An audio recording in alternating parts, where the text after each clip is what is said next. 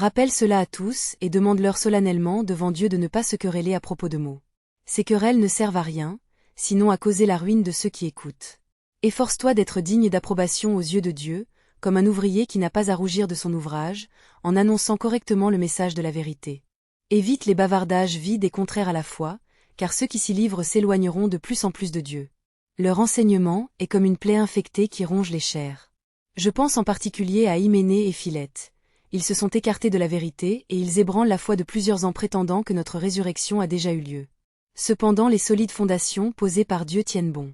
Les paroles suivantes y sont gravées, le Seigneur connaît les siens, et quiconque déclare appartenir au Seigneur doit se détourner du mal.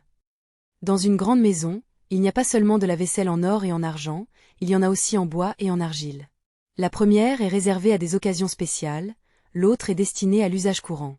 Si quelqu'un se purifie de tout le mal que j'ai mentionné, il sera apte à remplir des tâches spéciales.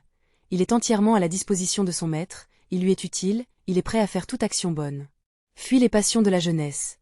Recherche la droiture, la foi, l'amour, la paix, avec ceux qui, d'un cœur pur, font appel au Seigneur. Mais rejette les discussions folles et stupides. Tu sais qu'elles suscitent des querelles. Or, un serviteur du Seigneur ne doit pas se quereller.